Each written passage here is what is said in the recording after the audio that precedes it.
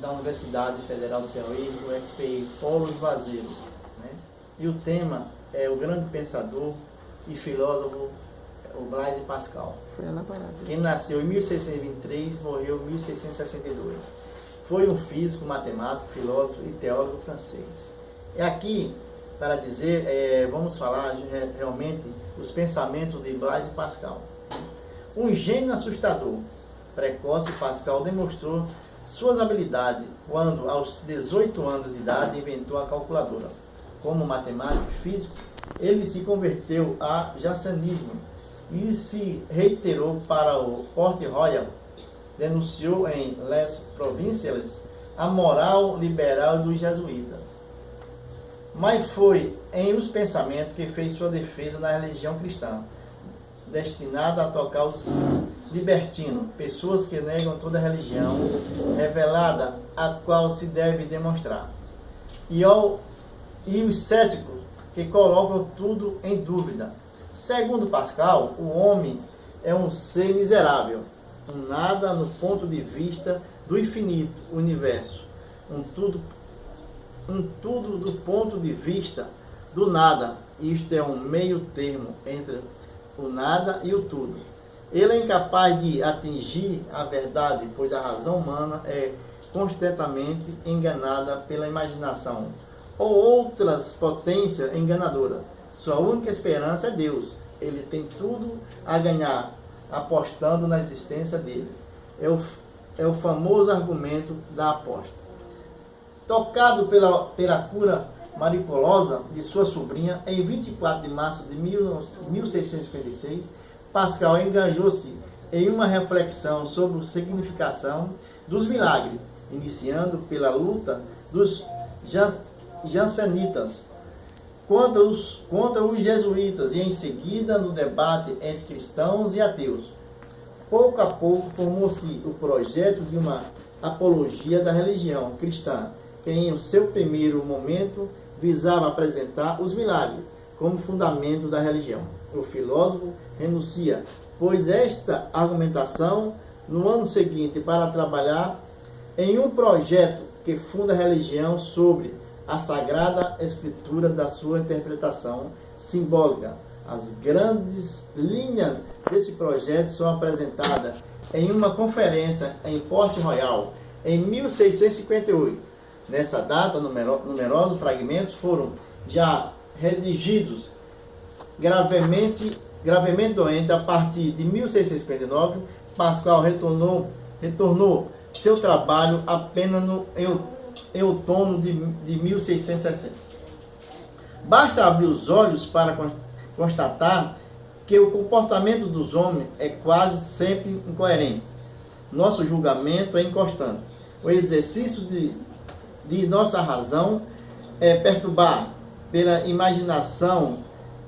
Nós vivemos no passado e no futuro, jamais no presente.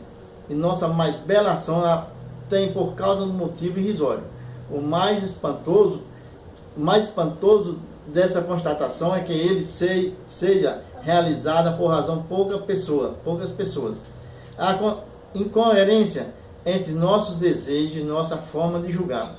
O que é bom ou mal para nós, não podemos gozar de um bem até que sua perda nos torne infelizes. Nós buscamos a satisfação por meios falsos, por exemplo, querendo ser obedecido porque nós somos pelos vaidades. Nós somos tão incapazes de determinar o justo e o injusto que nossa sabedoria aceita a lei e os costumes de um país em tudo que ela tem nos habitado. A ideia geral do janacismo é de que o homem não pode salvar a si próprio. Após o pecado original, ele pode somente esperar a graça de Deus, concedida a um pequeno número de elementos. Dom absolutamente gratuito, como prova da soberana liberdade divina. Ela se opõe, assim, às ideias desenvolvidas pela Companhia de Jesus, inspirada no teólogo espanhol Molina, segundo as quais o homem poderia realizar sua salvação no mundo, pois a assistência de Deus é concedida a cada no momento tentação. Essa concepção teológica permitiria, na vida moral, numerosos acomodamentos com os preceitos religiosos. Ela conciliaria, em todo caso, vida profana, a vida religiosa. Ao contrário, os jandecistas são partidários do rigor, da austeridade, da retirada das armadilhas ilusórias dos falsos perplexos do século.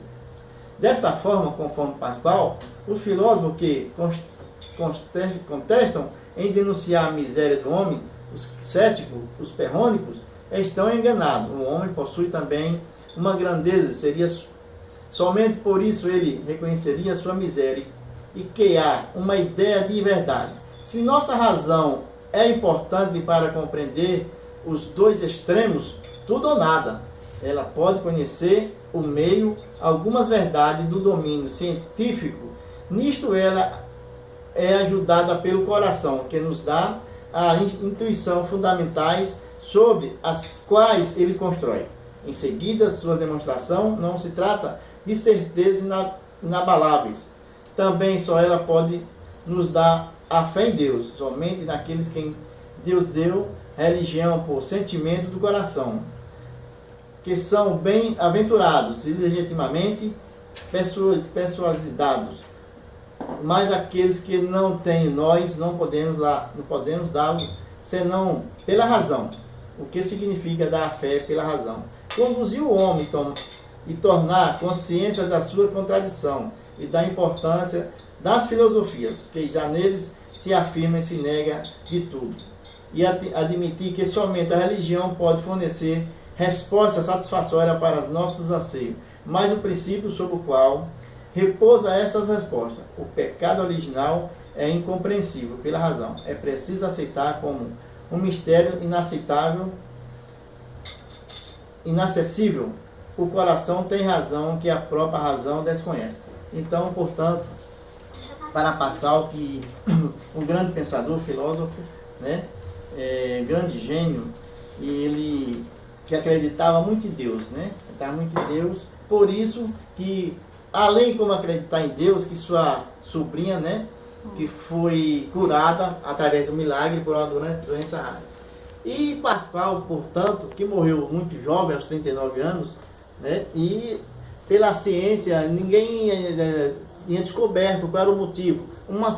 Alguém falava que foi a tuberculose, não, mas com os exames que foi constatado, né, Pascal tinha realmente um câncer, né, no estômago e no abdômen.